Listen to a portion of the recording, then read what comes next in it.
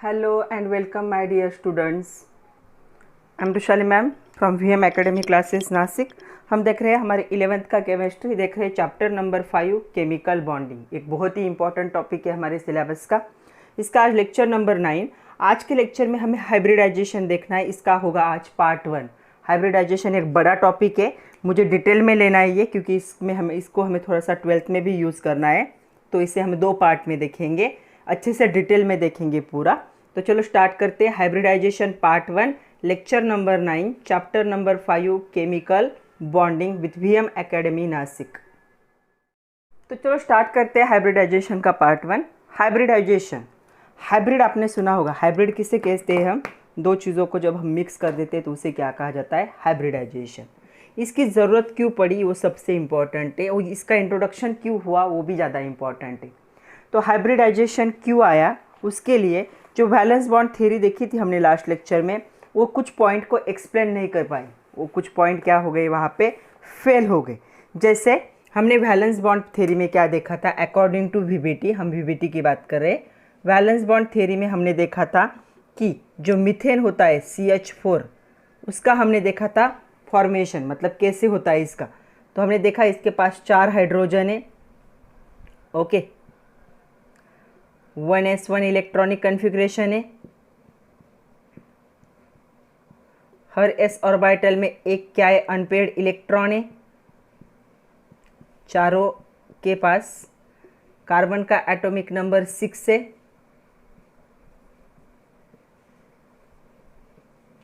इसके s orbital में 2 electron है और p ऑर्बिटल में 2 इलेक्ट्रॉन है।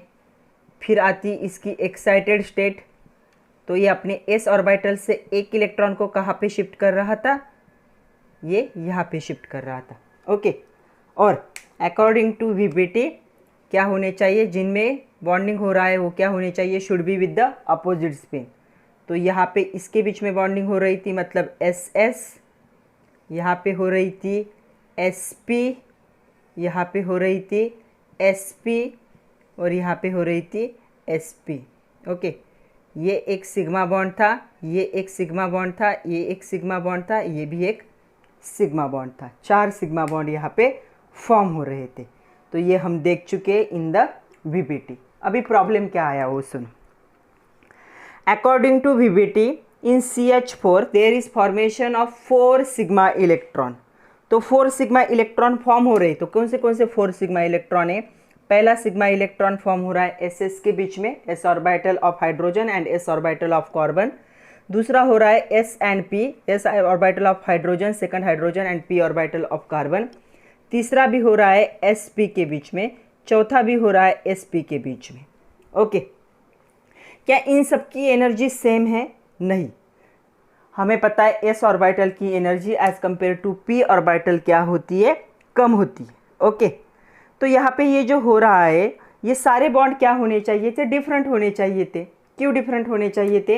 ये तीनों सेम हो सकते, लेकिन ये बॉन्ड क्या होगा? इन तीनों से अलग होना चाहिए था। बट जब एक्सपेरिमेंट किया गया और जब देखा गया, तो ये जो 4 बॉन्ड थे कार्बन के साथ हाइड्रोजन वाले, ये एक बॉन्ड, ये दूसरा बॉन्ड, ये तीसरा बॉन्ड और ये चौथा बॉन्ड, सारे एस्पेक्ट के लिए with respect to all aspect, जितने भी एस्पेक्ट थे उसके लिए ये बॉन्ड क्या था? सेम था। मतलब इनकी बॉन्ड लेंथ सेम थी, इनकी बॉन्ड एनर्जी सेम थी, उसके साथ इनका बॉन्ड एंगल सेम था। ये सारी चीज़ें अगर सेम है तो इनकी एनर्जी डिफरेंट होके चलेगा क्या? नहीं चलेगा। मतलब ये जो बताया था VBT ने, वैलेंस बॉन्ड थ्योरी ने, ये ठीक ही था, लेकिन 100% ये करेक्ट नहीं था। मतलब क्या हो रहा है? यहाँ पे एक स्पेरिकल ऑर्बिटल दूसरे स्पेरिकल ऑर्बिटल के साथ क्या कर रहा है? ओवरलैपिंग कर रहा है। यहाँ पे एक स्पेरिकल ऑर्बिटल एक डम्बेल ऑर्बिटल के साथ, एक स्पेरिकल ऑर्बिटल दूसरे डम्बेल ऑर्बिटल के साथ, एक स्पेरिकल ऑर्बिटल तीसरे डम्बेल के साथ क्या कर रहा है? ओवरलैपिंग कर रहा है। फिर भी ये क्या है? सारे बॉन्ड इक्वल आ रहे इन all respect. Bond length same है, बॉन्ड एनर्जी सेम है, बॉन्ड एंगल सेम है, सब कुछ सेम कैसे आ सकता है? तो इसका मतलब है कि इन चारों की जो होनी चाहिए थी वो एनर्जी भी क्या होनी चाहिए थी? सेम। मतलब ये चारों भी क्या होने चाहिए थे? सेम होने चाहिए थे। और इसी को एक्सप्लेन करने के लिए बर्थ हुआ हाइब्रिडाइजेशन का। ओके, तो हाइब्रिडाइजेशन का सबसे इम्पॉर्टेंट क्यों है, क्योंकि क्या हुआ था कि वैलेंस बॉन्ड थ्योरी कुछ चीज़ें को अच्छे से एक्सप्लेन ना कर पाई और उसीलिए हाइब्रिडाइजेशन आया। तो हमें सबसे पहले देखना है कि ऐसे कौन सी चीज़ें हैं जिनको क्या है वैलेंस बॉन्ड थ्योरी बता नहीं पाई और जिससे क्या है हाइब्रिडाइजेशन बताता है। फिर हम हाइब्रिडाइजेशन को डिटेल में देखेंगे कि हाइब्रिडाइजेशन होता क्या है। ओके, तो सबसे पहले हम देखेंगे कि ऐसे रीज़न जो ज़रूरी है फॉर द हाइब्रिडाइजेशन। तो अभी समझ में आया होगा आपको कि वीबीटी ने क्या कहा कि यहाँ पे 4 बॉन्ड फॉर्म हो रहे हैं, चारों भी सिग्मा बॉन्ड है, चारों की बॉन्ड लेंथ सेम है, बॉन्ड एनर्जी सेम है, बॉन्ड एंगल सेम है चारों का। लेकिन क्या ये ऐसे अलग अलग कॉम्बिनेशन से बन के सब कुछ सेम आ सकता है? नहीं, ऐसा पॉसिबल नहीं है। तो उनमें उनकी एनर्जी भी सेम होनी चाहिए। एक एस ऑर्बिटल दूसरे एस ऑर्बिटल के साथ कंबाइन हो रहा है, एक एस ऑर्बिटल दूसरे पी ऑर्बिटल के साथ कंबाइन हो रहा है, फिर भी सब कुछ सेम आना पॉसिबल नहीं है। मतलब ये जो यहाँ पे दिखाया गया था उसमें थोड़ा सा कुछ तो भी चेंज होना चाहिए, उसी चेंज को क्या कहा जाएगा? हाइब्रिडाइजेशन। तो हम हाइब्रिडाइजेशन को बाद में देखेंगे, मतलब अच्छे से देखेंगे। उससे पहले हम देखते हैं कि क्या रीज़न थे जिससे वैलेंस बॉन्ड थ्योरी फेल हुई और हाइब्रिडाइजेशन का बर्थ हुआ। तो चलो देखते हैं reasons for the need of hybridisation. आपके एक्सरसाइज में एक क्वेश्चन भी है, give reason for need of hybridisation. ऐसा क्वेश्चन आपके एग्जाम में 4 मार्क के लिए या 3 मार्क के लिए आ सकता है। Okay, so the concept of hybridisation is introduce because valence bond theory fail to explain some points. तो क्या पॉइंट्स थे वो? तो सबसे पहला पॉइंट था जो फेल हुआ था, उन्होंने वैलेंसीज को एक्सप्लेन नहीं कर पाए। Valencies of certain elements. हम देखते एक एक एग्जाम्पल। तो पहला ड्रॉबैक क्या है वैलेंस बॉन्ड थ्योरी का? Reason for need of hybridisation means the limitations of valence bond theory. Okay, तो सबसे पहला कि वैलेंस बॉन्ड थ्योरी वैलेंसी को एक्सप्लेन नहीं कर पाए सर्टन एलिमेंट, कुछ एलिमेंट के, सारे नहीं, कुछ एलिमेंट की। Okay, maximum number of covalent bond which an atom can form equal to number of unpaired electrons present. तो मैक्सिमम नंबर ऑफ जो होते हैं कोवैलेंट बॉन्ड, वो क्या होते हैं? नंबर ऑफ कोवैलेंट बॉन्ड किसके इक्वल में होते हैं? तो ये जो नंबर ऑफ कोवैलेंट बॉन्ड होते हैं ये अनपेयर्ड इलेक्ट्रॉन कितने प्रेजेंट है उस पे बेस होते। ओके, ऐसा वैलेंस बॉन्ड थ्योरी ने कहा कि जितने अनपेयर्ड इलेक्ट्रॉन होंगे उतने क्या होंगे, वैलेंस जो कोवैलेंट बॉन्ड होते हैं वो क्या होंगे, फॉर्म होंगे। ओके, तो यहाँ पे अनपेयर्ड इलेक्ट्रॉन कहाँ पे होने चाहिए? वैलेंस शेल में, मतलब लास्ट शेल में होने चाहिए। Okay, but valence bond theory fail to explain how beryllium, boron and carbon form the having the 2, 3 and 4 covalent bond respectively. तो ये फेल हो गई एक्सप्लेन करने के लिए कि बेरिलियम का 2 होता है, बोरॉन का 3 होता है और कार्बन क्या है, 4 कोवैलेंट बॉन्ड क्यों फॉर्म करता है, इसे ये एक्सप्लेन नहीं कर पाए। चलो देखते हैं 1 by 1 कैसे। सबसे पहले हम देखेंगे Br2 के, सॉरी बेरिलियम के लिए। तो बेरिलियम क्या है इसका, Be कितना है? ये है Be3, Be3 ने Be4 है, 3 तो लिथियम है। 1s2 2s2। ओके, इसका इलेक्ट्रॉनिक कन्फिग्रेशन कितना है? 1s2 2s2, मतलब इसके 1s ऑर्बिटल में 2 इलेक्ट्रॉन है और 2s ऑर्बिटल में 2 इलेक्ट्रॉन है। अगर ऐसे देखा जाए तो इसके वैलेंस शेल में एक भी अनपेयर्ड इलेक्ट्रॉन नहीं है। दिख रहा है क्या अनपेयर्ड इलेक्ट्रॉन? नो। तो क्या हुआ, the electronic configuration of beryllium is 1s2 2s2। Expected valency क्या होनी चाहिए थी? एक्सपेक्टेड वैलेंसी इसकी, अगर एक भी वैलेंस इलेक्ट्रॉन नहीं है तो क्या होनी चाहिए थी? 0। बट एक्चुअल में इसकी वैलेंसी कितनी है? इसकी वैलेंसी है 2, +2 भी लिखते हैं कभी कभी या 2 भी लिखते। ओके, क्यों एक्सपेक्टेड वैलेंसी 0? क्योंकि क्या है, नंबर ऑफ वैलेंस बॉन्ड, मतलब वैलेंसी जो होती है, वैलेंसी वो क्या होगी, अनपेयर्ड इलेक्ट्रॉन जितनी होती, जितने अनपेयर्ड इलेक्ट्रॉन होंगे वैलेंस शेल में उतनी वैलेंसी होगी। अगर इससे देखा जाए तो इसके वैलेंस शेल में, मतलब इस शेल में एक भी अनपेयर्ड इलेक्ट्रॉन नहीं है, तो एक्सपेक्ट क्या होना चाहिए था, इसकी वैलेंसी कितनी होनी चाहिए, 0। बट एक्चुअल में बेरिलियम की वैलेंसी कितनी है, 2 है। Okay, so but observe valency of beryllium is 2 और इसका एग्जाम्पल है BeCl2। तो ये बेरिलियम एक बॉन्ड इस क्लोरीन के साथ फॉर्म कर रहा है, एक बॉन्ड इस क्लोरीन के साथ कर रहा है, 1 2, इसकी वैलेंसी कितनी हो गई, ऑब्जर्व वैलेंसी 2। एक्चुअल कह सकते हो या फिर इसे ऑब्जर्व भी कह सकते हो। ओके, ऑब्जर्व किया गया 2। तो सबसे पहली बात ये इसे एक्सप्लेन नहीं कर पाई, कौन, वैलेंस बॉन्ड थ्योरी। दूसरा हुआ बोरॉन के लिए। बोरॉन के लिए क्या हुआ, देखो बोरॉन का एटॉमिक नंबर था 5, इलेक्ट्रॉनिक कन्फिग्रेशन था 1s2 2s2 2p1। ओके, मतलब इसके फर्स्ट सेल में 2 इलेक्ट्रॉन थे जो कंप्लीटली फिल था, दूसरे सेल में यहाँ पे 2 इलेक्ट्रॉन थे और p के 3 बॉक्स थे लेकिन इसके पास एक ही इलेक्ट्रॉन था। ओके, और इसकी एक्सपेक्टेड वैलेंसी क्या होनी चाहिए थी, इसकी expected valency number of unpaired electron कितने दिख रहे हैं, 1, बट इसकी ऑब्जर्व क्या हो गई, ऑब्जर्व वैलेंसी कितनी इसकी, 3 है।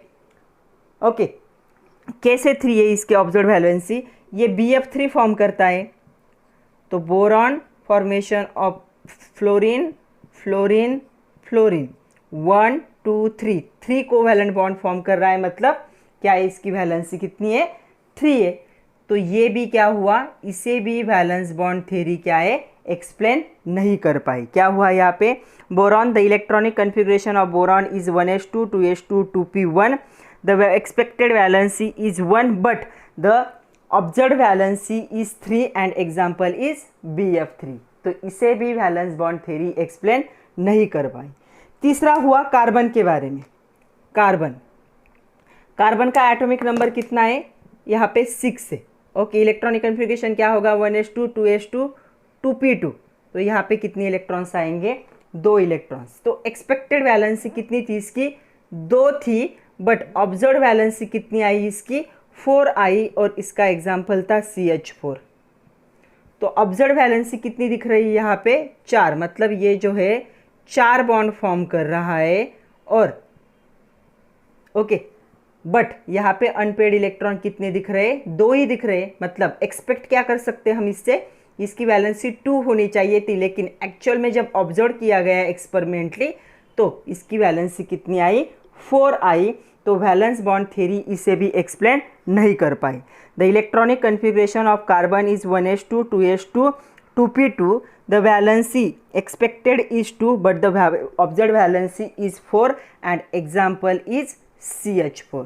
तो क्या हुआ कि जो वैलेंस बॉन्ड थ्योरी है, कुछ एलिमेंट्स के वैलेंसी को वो अच्छे से एक्सप्लेन नहीं कर पाए, इसके लिए अच्छे से रीज़न नहीं दे पाए कि ऐसा क्यों हो रहा है। ये था इनका first failure. Okay, second failure क्या है वो देखते हैं। उनका सेकंड फेल्यूर था वैलेंस बॉन्ड थ्योरी का, shape and geometry of certain molecule. The valence bond theory can not explain shape and geometry and bond angle of the certain molecule. कुछ ऐसे मोलिक्यूल थे उनके बारे में वो अच्छे से एक्सप्लेन नहीं कर पाए। जैसे सबसे पहला था एग्जाम्पल CH4। तो ये जो CH4 है, इसका जो शेप था, ये शेप क्या था, टेट्राहेड्रल। टेट्राहेड्रल क्या था, इसका शेप था मोलिक्यूल का, उसे वो एक्सप्लेन नहीं कर पाए। दूसरा एग्जाम्पल था यहाँ पे जो NH3 है, NH3 के बीच में क्या हो गया, यहाँ पे लोन पेयर आई, यहाँ पे एक हाइड्रोजन, यहाँ पे एक हाइड्रोजन, यहाँ पे एक हाइड्रोजन। ओके, हम देख चुके हैं। ओके, तो यहाँ पे क्या हुआ, ये जो बॉन्ड एंगल था, ये बॉन्ड एंगल कितना होना चाहिए था, 109.28 होना चाहिए था, बट कितना हुआ, 107.18। और H2O का भी वैसे हुआ, ऑक्सीजन के ऊपर 2 लोन पेयर थे, यहाँ पे एक हाइड्रोजन, यहाँ पे एक हाइड्रोजन। ये जो बॉन्ड एंगल है दोनों का कितना होना चाहिए था, 109.28 डिग्री, बट इसका कितना हुआ, 107.18, और इसका कितना हुआ, 104.35 डिग्री। तो ये क्या है, इन दोनों का बॉन्ड एंगल भी क्यों ऐसे चेंज हुआ है, इसे भी वैलेंस बॉन्ड थ्योरी एक्सप्लेन नहीं कर पाई। सो the valency of the above element and the the valency of observed element and the structural property of above molecules can be explained by the concept of hybridization. तो ये दोनों भी जो drawbacks थे, पहला valency वाला और दूसरा क्या है इनके शेप वाला, ये दोनों भी ड्रॉबैक को क्या है हाइब्रिडाइजेशन ने क्या किया, फुलफिल किया। इसीलिए यही रीज़न है कि क्या है हाइब्रिडाइजेशन की ज़रूरत पड़ी, क्योंकि वैलेंस बॉन्ड थ्योरी तो सक्सेसफुल थी लेकिन दो चीज़ों को वो एक्सप्लेन नहीं कर पाए। कुछ ऐसे एलिमेंट्स जिनके वो क्या है वैलेंसी के लिए ऐसे वैलिड रीज़न नहीं दे पाए कि ऐसा क्यों हो रहा है, और दूसरा कुछ ऐसे सर्टेन मॉलिक्यूल्स थे जिनका शेप और ज्योमेट्री को अच्छे से एक्सप्लेन नहीं कर पाए, और इन्हीं दो रीज़न की वजह से क्या है हाइब्रिडाइजेशन का जन्म हुआ, ऐसे भी कह सकते हो। अभी हाइब्रिडाइजेशन देखने से पहले हम थोड़े से क्वेश्चन देखते हैं, एक आपके एक्सरसाइज का है और एक एडिशनल क्वेश्चन देखते हैं। तो सबसे पहला क्वेश्चन है एक्सप्लेन, या कभी कभी होता है give reason beryllium is divalent, कभी कभी बाइवैलेंट भी कहा जाता है, कभी कभी डाइवैलेंट भी कहा जाता है। तो देखो बेरिलियम एटॉमिक नंबर क्या है इसका 4a, सो बेरिलियम इलेक्ट्रॉनिक कन्फिग्रेशन क्या हो जाएगा 1s2 2s2। इसे अगर हम ऐसा ड्रॉ करेंगे स्ट्रक्चर में तो क्या होगा, ये ऐसा होना चाहिए, मतलब एक्सपेक्टेड वैलेंसी कितनी होनी चाहिए थी इसकी 0 होनी चाहिए थी, राइट। बट हो क्या रहा है इसकी वैलेंसी कितनी, बाइवैलेंट मतलब कितनी होगी वैलेंसी 2 होगी। तो क्या लिखोगे पहला point, beryllium has electronic configuration 1s2 2s2 in the ground state when one of s orbital electron of beryllium is promoted to p। तो इसके आगे p ऑर्बिटल होगा जो कि पूरी तरह से क्या था वैकेंट था, तो यहाँ से एक इलेक्ट्रॉन क्या हो रहा है यहाँ पे प्रोमोट हो रहा है। तो एक्साइटेड स्टेट में क्या होगा बेरिलियम का electronic configuration 1s2 2s1 2p1। Okay, तो देखो अभी क्या होगा, यहाँ पे एक इलेक्ट्रॉन होगा और यहाँ पे 3 बॉक्स हो गए, इसमें से यहाँ पे एक इलेक्ट्रॉन होगा, और ये इसे कहा जाता है ग्राउंड स्टेट इलेक्ट्रॉनिक कन्फिग्रेशन, इसे कहा जाता है एक्साइटेड स्टेट इलेक्ट्रॉनिक कन्फिग्रेशन। तो यहाँ पे देखो कितने वैलेंस इलेक्ट्रॉन अनपेयर्ड इलेक्ट्रॉन दिख रहे हैं 2, तो यहाँ पे क्या हो गई अभी ऑब्जर्व्ड वैलेंसी, इसे एक्चुअल वैलेंसी भी कह सकते हो। ऑब्जर्व्ड वैलेंसी बेरिलियम की कितनी हो गई 2 हो गई, तो उसे हम क्या कह सकते हैं बाइवैलेंट भी कहा जाता है या उसे डाइवैलेंट भी कहा जाता है। ओके, दोनों का मीनिंग क्या है सेम है। तो सेकंड पॉइंट क्या लिखोगे इसमें, when one electron of s orbital is promoted to the p orbital of the same atom same molecule, तो क्या हो जाएंगे यहाँ पे there are 2 unpaired electron, this state is known as excited state, hence the number of unpaired electron in ground state is 0 but beryllium shows the divalency। तो beryllium क्या है divalent है, क्योंकि ग्राउंड स्टेट में भले ही इसका क्या है इसके पास एक भी अनपेयर्ड इलेक्ट्रॉन नहीं है, बट एक्साइटेड स्टेट में इसके पास कितने अनपेयर्ड इलेक्ट्रॉन है 2, इसीलिए इसे क्या कहोगे डाइवैलेंट कहोगे। नेक्स्ट है give reason carbon is tetravalent. अभी केमिस्ट्री में समझ लो, mono means single, di means 2, tri means 3, tetra means 4, penta means 5, उसके बाद हेक्सा मीन्स 6, हेप्टा मीन्स 7, ऐसे आपको याद रखना पड़ेगा। ओके, तो देखो यहाँ पे क्या है टेट्रा मतलब कितनी है इसकी वैलेंसी 4 है, ऐसा हमें एक्सप्लेन करना है। सो कार्बन इसका क्या है एटॉमिक नंबर कितना है 6, इलेक्ट्रॉनिक कन्फिग्रेशन क्या हो जाएगा 1s2 2s2 2p2। तो ये हो गया ग्राउंड स्टेट इलेक्ट्रॉनिक कन्फिग्रेशन। तो इसके s ऑर्बिटल में 2 इलेक्ट्रॉन है, p ऑर्बिटल में सॉरी दूसरे s में 2 इलेक्ट्रॉन है और p में कितने 2 है 1 and 2। अगर यहाँ पे ऑब्जर्व करोगे तो वैलेंसी कितनी दिखेगी 2 ही दिखेगी, क्योंकि ये अनपेयर्ड इलेक्ट्रॉन कितने 2, तो यहाँ पे आ जाएगी एक्साइटेड स्टेट। तो क्या किया इसने कार्बन ने अपने यहाँ से एक इलेक्ट्रॉन को यहाँ पे प्रमोट कर दिया, मतलब यहाँ से एक इलेक्ट्रॉन यहाँ पे क्या हो गया प्रमोट हो गया।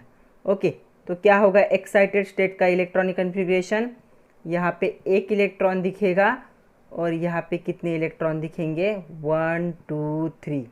अभी अनपेयर्ड इलेक्ट्रॉन कितने 4, सो वैलेंसी कितनी होगी 4, इसे क्या कहा जाता है टेट्रावैलेंट। ओके, ये था 1s 2s 2p, ये थे 2 1 3। तो ये एक्साइटेड स्टेट इलेक्ट्रॉनिक कन्फिग्रेशन। लिखोगे कैसे?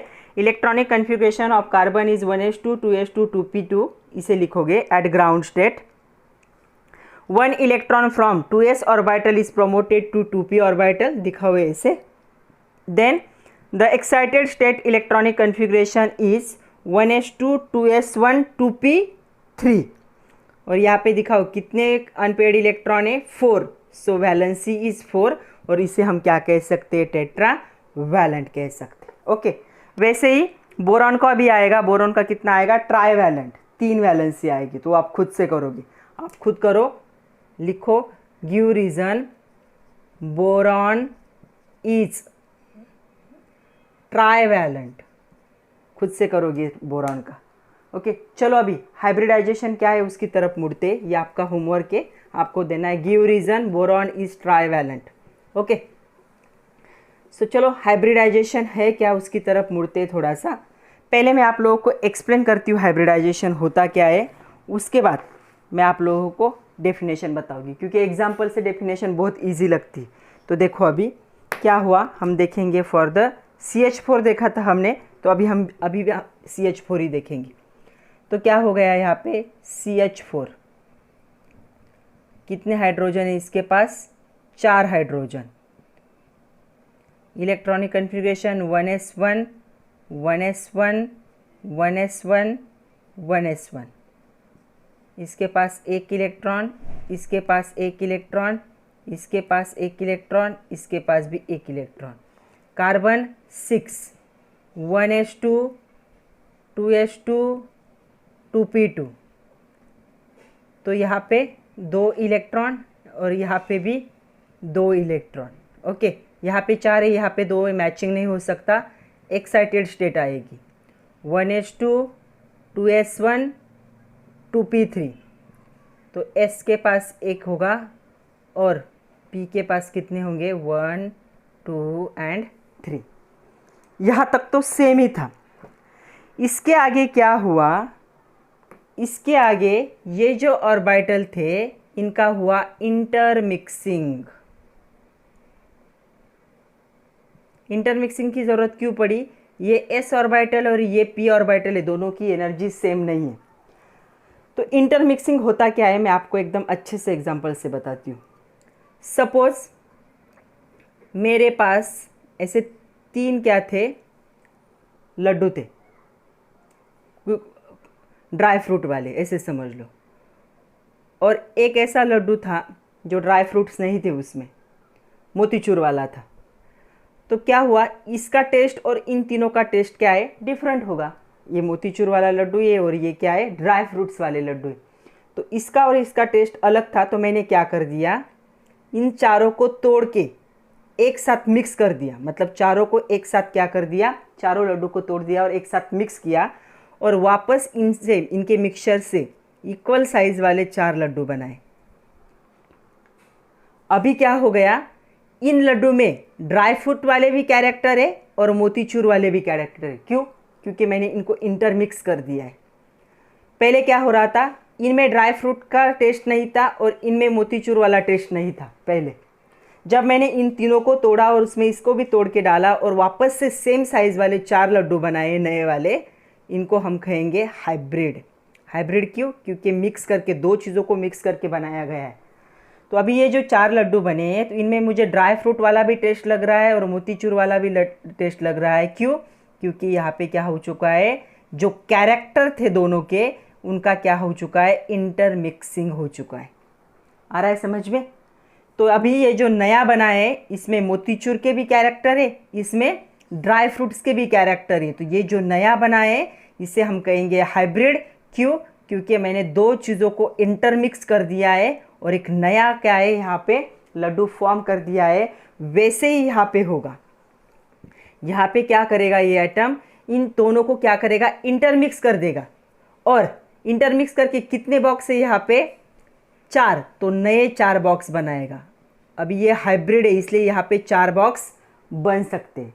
अभी ये जो 4 बॉक्स होंगे तो उनमें क्या होगा? हर एक में 1 ही इलेक्ट्रॉन होगा। ओके, मतलब ये दोनों क्या हो जाएंगे, कंबाइन होंगे, इंटरमिक्स होंगे। और जब ये इंटरमिक्स होते हैं तो यहाँ पे हर ऑर्बिटल का नाम क्या होगा, sp3 sp3 sp3 sp3, क्योंकि 1s और p में 3 थे, क्या था s1 p3, ये दोनों कंबाइन होके क्या हो गया यहाँ पे sp3। तो ये क्या है, sp3 हाइब्रिडाइजेशन, इसे क्या कहा जाता है, sp3 हाइब्रिडाइजेशन। क्यों किया है इसे, क्योंकि s ऑर्बिटल की और p ऑर्बिटल की एनर्जी सेम नहीं थी। जब वो बॉन्ड बनाएंगे तो बॉन्ड ऑल रिस्पेक्ट में सेम नहीं हो सकते, इसीलिए एटम ने क्या कर लिया, इन सबको तोड़ मरोड़ के एक साथ कर लिया और वापस क्या कर लिए, 4 ऑर्बिटल बना लिए। चारों ऑर्बिटल में एक एक ही इलेक्ट्रॉन है, बट अभी इसके पास क्या है, s ऑर्बिटल की भी कैरेक्टर है, p ऑर्बिटल की भी कैरेक्टर है। तो ये हर एक, ये क्या है, sp3 हाइब्रिडाइजेशन ऑर्बिटल, इसे हाइब्रिडाइजेशन ऑर्बिटल या हाइब्रिड ऑर्बिटल कहा जाता है। तो ये ऑर्बिटल का मेंबर है, तो हर बॉक्स का नाम क्या आएगा, sp3 sp3 sp3 sp3, और इसे कहा जाता है हाइब्रिडाइजेशन। हाइब्रिडाइजेशन मतलब एक्साइटेड स्टेट के बाद जो भी मिल रहे ऑर्बिटल उनका क्या हो जाएगा, इंटरमिक्सिंग होगा। हमेशा sp3 नहीं आएगा, कभी sp आएगा, कभी sp2 आएगा, कभी sp3 आएगा, कभी sp2d आएगा, sp3d आएगा। तो अलग अलग ऑर्बिटल फॉर्म होंगे, डिपेंड्स ऑन द कौन सा मॉलिक्यूल फॉर्म हो रहा है। तो यहाँ पे क्या हुआ, अगर ये sp3 है, ये sp3 है, ये sp3 है, ये sp3 है, तो अगर नाम सेम है, एनर्जी सेम है, सारे कैरेक्टर सेम है, तो इनके सारे जो होंगे, सारे जो प्रॉपर्टीज़ होंगे, जैसे कि बॉन्ड एंगल हो गया, बॉन्ड लेंथ हो गया, बॉन्ड एनर्जी हो गई, ये अभी क्या हो सकती है, इक्वल हो सकती है। इसे वैलेंस बॉन्ड थ्योरी एक्सप्लेन नहीं कर पाई थी, इसे कौन एक्सप्लेन कर रहा है, हाइब्रिडाइजेशन। तो जो इंटरमिक्सिंग होता है, इंटरमिक्सिंग भी कहा जाता है, या कभी कभी क्या कहा जाता है, इसे रिकास्टिंग कहा जाता है। रिकास्टिंग मतलब इन सबको मिक्स करो और नया प्रोडक्ट बनाओ। तो यहाँ पे इंटरमिक्सिंग कहो या फिर रिकास्टिंग कहो। तो इंटरमिक्सिंग से या रिकास्टिंग से क्या बने, यहाँ पे 4 ऑर्बिटल बने, चारों का नाम सेम होगा, sp3 sp3 sp3 sp3। इस 4 वाले ऑर्बिटल का नाम क्या होगा अभी, sp3 हाइब्रिड ऑर्बिटल। इन सब की energy, bond angle, bond length सब कुछ सेम हो सकता है। तो यहाँ पे ये 4 बॉन्ड फॉर्म होंगे और ये चारों भी क्या होंगे, सिग्मा बॉन्ड ही रहेंगे। चारों भी क्या है, सिग्मा बॉन्ड, बट अभी क्या है, इक्वल है। तो इससे क्या कहा जाता है, हाइब्रिडाइजेशन। तो ये एग्जाम्पल था, हमें बहुत सारे एग्जाम्पल का हाइब्रिडाइजेशन देखना है। तो ये सिर्फ हाइब्रिडाइजेशन क्या होता है वो समझ लो। इंटरमिक्सिंग ऑफ द ऑर्बिटल और recasting of the orbital is known as hybridisation. तो चलो हाइब्रिडाइजेशन देखते हैं अभी, डेफिनेशन एंड एग्जाम्पल। तो चलो हाइब्रिडाइजेशन की डेफिनेशन देखते हैं अभी। कभी कभी एग्जाम में आता है question, define the term hybridisation. एक प्रोसेस है हाइब्रिडाइजेशन, जैसे हमने एग्जाम्पल देखा। इस प्रोसेस में क्या है, मिक्सिंग, एक्चुअल इंटरमिक्सिंग है लेकिन आपके बुक में मिक्सिंग वर्ड यूज़ किया है तो मिक्सिंग ही लिखो। मिक्सिंग ऑफ वैलेंस ऑर्बिटल, तो हमने देखा कि क्या था, ये जो था कार्बन के पास 2s1 एंड 2p3 था, इनके पास एक एक इलेक्ट्रॉन था। क्या हुआ, ये जो वैलेंस ऑर्बिटल थे इनको क्या किया, मिक्स कर किया।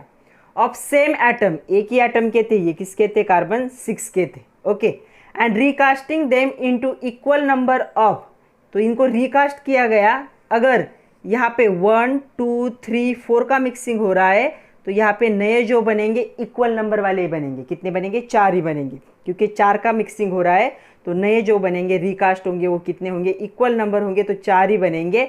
ऑफ इक्विवेलेंट, तो अभी ये क्या हो गए, इक्विवेलेंट। ये इक्विवेलेंट नहीं थी, इसकी एनर्जी कम थी, इसकी एनर्जी ज़्यादा थी। अभी ये क्या बन चुके, इक्विवेलेंट बन चुके।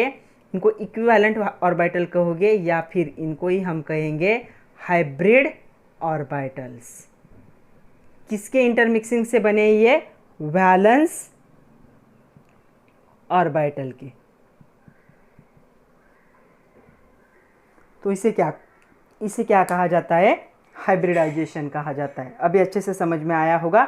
ऐसी प्रोसेस जिसमें क्या होगा, वैलेंस ऑर्बिटल का मिक्सिंग होगा ऑफ सेम एटम और रिकास्ट होंगे मतलब फॉर्म होंगे इनटू इक्वल नंबर, अगर 4 मिक्स हुए तो नए भी 4 ही बनेंगे ऑफ इक्विवेलेंट ऑर्बिटल। ये इक्विवेलेंट है, इनकी एनर्जी अभी क्या है, सेम है, इसीलिए इनको हम क्या कहेंगे, हाइब्रिड ऑर्बिटल्स कहेंगे। तो जो हाइब्रिडाइजेशन होता है ये 2 स्टेप की प्रोसेस है, ये प्रोसेस 2 स्टेप में होती है। पहले स्टेप में क्या होता है, जो ग्राउंड स्टेट इलेक्ट्रॉनिक कन्फिग्रेशन है वो किस में कन्वर्ट हो जाता है, एक्साइटेड स्टेट में, मतलब formation of excited state. Okay, और दूसरे स्टेप में क्या होता है, mixing and recasting of orbital. Excited state के बाद क्या होता है, मिक्सिंग एंड रिकास्टिंग क्या होता है, ऑर्बिटल का होता है। ओके, तो चलो हम दोनों को अच्छे से डिटेल में देखते हैं। पहले हम देखते हैं formation of the excited state, already हम देख चुके हैं, फिर भी एक बार फिर से देखते हैं। तो क्या होगा यहाँ पे, paired electron in ground state वो क्या हो जाएंगे, अनकपल हो जाएंगे, और 1 इलेक्ट्रॉन क्या होगा, प्रमोट होगा into the vacant orbital having the slight higher energy. तो चलो कार्बन CH4 का एग्जाम्पल हमने देखा था, तो आपके कॉलेज वालों का भी बहुत फेवरेट होता है, वो हमेशा एग्जाम में वही आता है CH4। तो CH4 के बारे में ही बात करते। तो CH4 में क्या हुआ, hydrogen 1s1, hydrogen 1s1, hydrogen 1s1, 4 hydrogen है ना, हाइड्रोजन 1s1। तो अभी हम हाइड्रोजन की बात कर ही नहीं रहे, हम कार्बन का देखने वाले hybridisation. C6 1s2 2s2 2p2, ground state में क्या होगा, इसके पास 2 इलेक्ट्रॉन, इसके पास 2 इलेक्ट्रॉन, और P के पास भी 2 इलेक्ट्रॉन। तो यहाँ पे जो वैकेंट ऑर्बिटल दिख रहा है, यहाँ से एक इलेक्ट्रॉन क्या होगा, प्रमोट होगा, और एक्साइटेड स्टेट में इलेक्ट्रॉनिक कन्फिग्रेशन क्या बन जाएगा, 1s2 2s1 2p3। तो यहाँ पे 1 2 वो नहीं दिखा है तो भी चलेंगे, और यहाँ पे क्या होगा 1 2 3, इसे मैं दिखाती ही नहीं। ओके, तो ये क्या हो गई, पहली स्टेप क्या है, फॉर्मेशन ऑफ एक्साइटेड स्टेट। तो यहाँ पे एक्साइटेड स्टेट क्या हो चुकी है, फॉर्म हो चुकी है, तो इसे हम क्या कहेंगे, एक्साइटेड स्टेट। ये ग्राउंड स्टेट में 2 ही वैकेंट इलेक्ट्रॉन दिख रहे थे, लेकिन यहाँ पे 4 बॉन्ड फॉर्म करने हैं, तो 4 अनपेयर्ड इलेक्ट्रॉन चाहिए। तो कार्बन ने क्या किया, अपने 2s ऑर्बिटल से एक इलेक्ट्रॉन को, जो 2p का एक वैकेंट ऑर्बिटल था वहाँ पे क्या कर दिया, प्रमोट कर दिया। तो क्या हो गया यहाँ पे 4 क्या हो गए, वैलेंस शेल में 4 अनपेयर्ड इलेक्ट्रॉन हो गए। इसे क्या कहोगे, formation of the excited state.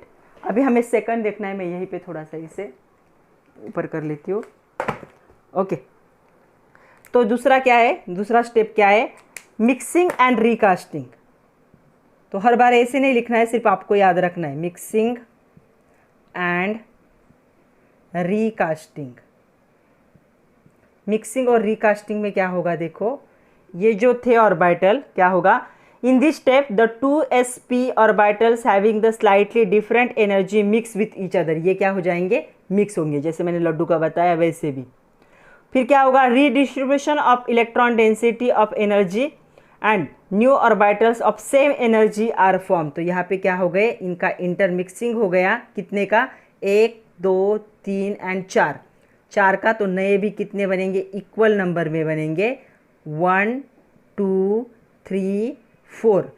इसे हम क्या कहेंगे, इसे हम कहेंगे हाइब्रिड ऑर्बिटल। और कौन से होंगे, sp3। sp3 क्यों, s में एक ही था तो एक को मेंशन नहीं किया, p में कितने थे, 3 थे, तो sp3। तो ये भी एक sp3 है, इसका नाम भी sp3 होगा, इसका नाम भी sp3 होगा, इसका नाम भी sp3 होगा। अभी देखो इनके बीच में बॉन्डिंग होने वाला है, मतलब पहला बॉन्ड जो बनेगा वो बनेगा in between sp and sp3। दूसरा जो बॉन्ड बनेगा वो भी बनेगा in between sp and sp3, क्योंकि सारे सेम है। तीसरा बनेगा sp sp3, चौथा बनेगा sp3। मतलब अभी देखोगे तो चारों बॉन्ड तो सेम हो गए, तो इनकी एनर्जी सेम हो सकती है, बॉन्ड एंगल सेम हो सकता है, बॉन्ड लेंथ भी सेम हो सकता है, और ये चारों कौन सा बॉन्ड बनाएंगे, सिग्मा बॉन्ड, जो कि ऐसे दिखेगा।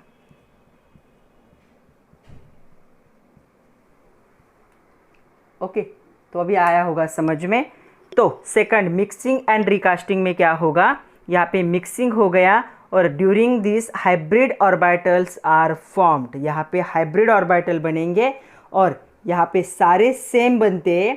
तो ये एस कहाँ से आया, हाइड्रोजन का, और sp3 कहाँ से आया, कार्बन का। तो इनका सारे बॉन्ड अभी सेम दिखेंगे, मतलब अभी हम कह सकते हैं they are equal in all respect. सारे प्रॉपर्टीज़ के हिसाब से ये चारों बॉन्ड क्या होंगे, अभी सेम होंगे। इनकी बॉन्ड लेंथ सेम होगी, इनका बॉन्ड एंगल सेम होगा, इनके बॉन्ड की एनर्जी भी क्या होगी, सेम होगी, क्योंकि वो क्या है, अभी सेम, और इसे कहा जाता है हाइब्रिडाइजेशन। तो अभी समझ में आया होगा। तो अभी कंडीशन क्या है हाइब्रिडाइजेशन के लिए, वो भी देख लेते हैं।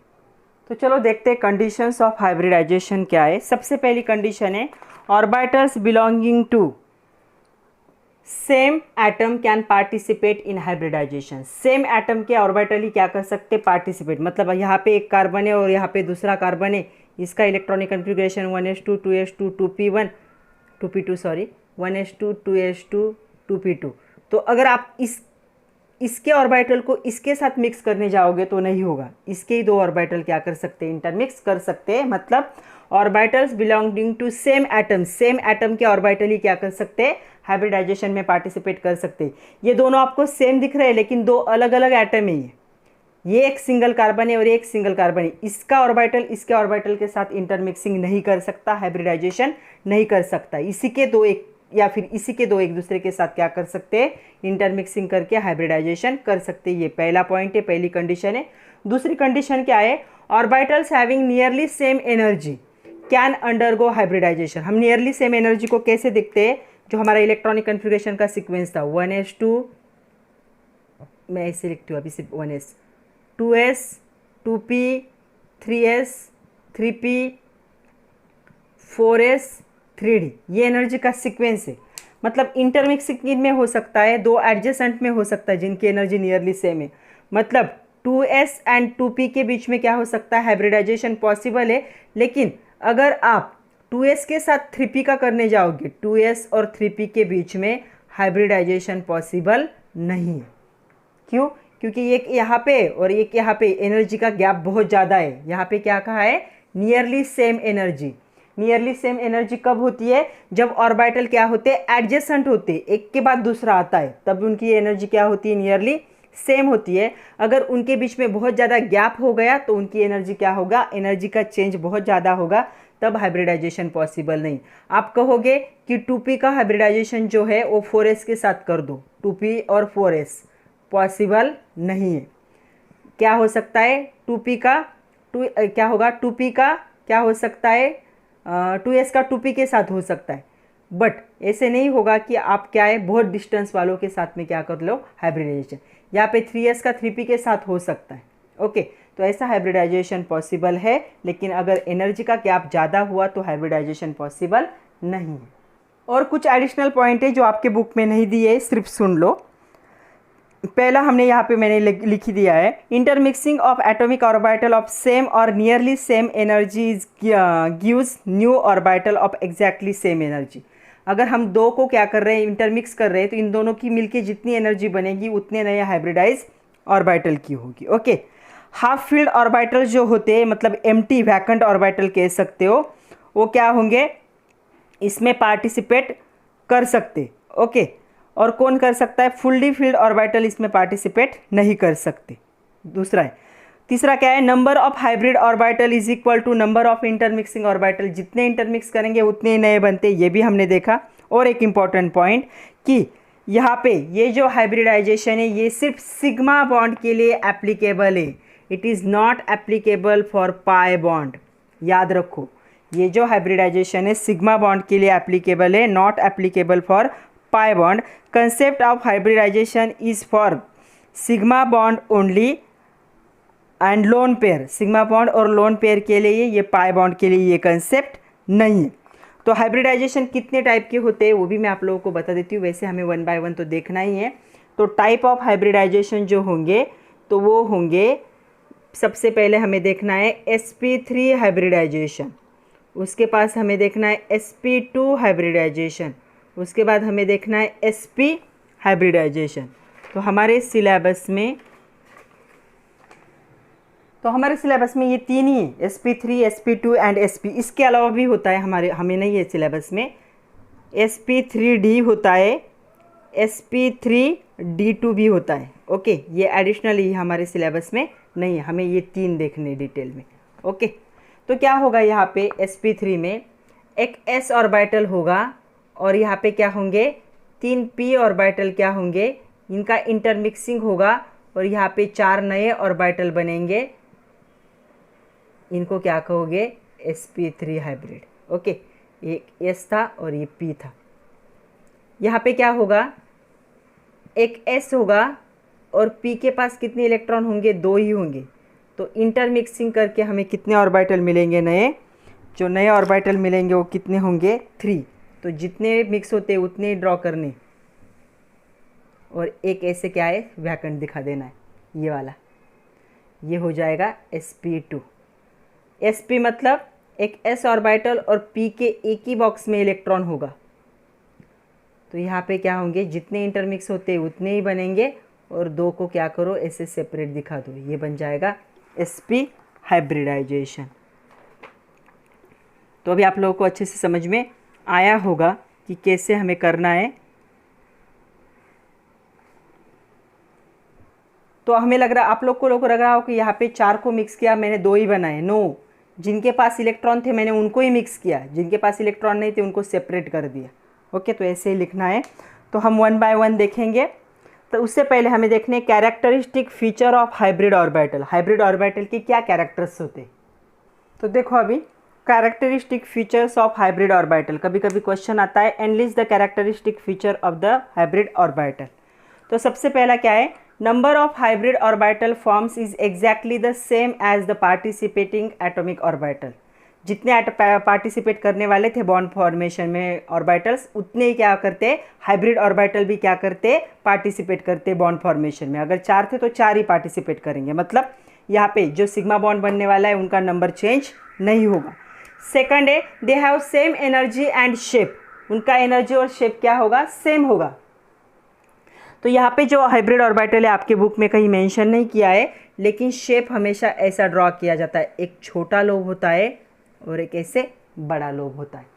तो ये जो लार्ज लोब है इसे कहेंगे लार्ज लोब और ये क्या है, स्मॉल लोब। तो ये हाइब्रिड ऑर्बिटल के लिए है।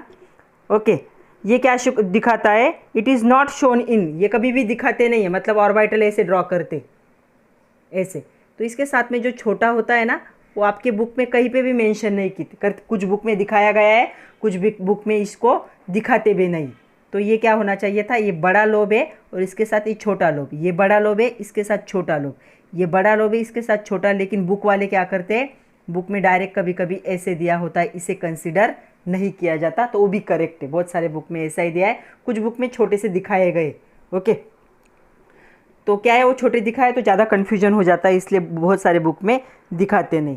तो ये आपका कौन सा भी हो, sp हो, sp2 हो, sp3 हो, किसी के लिए भी जो हाइब्रिड ऑर्बिटल है उसका रिप्रेजेंटेशन ऐसे ही होगा।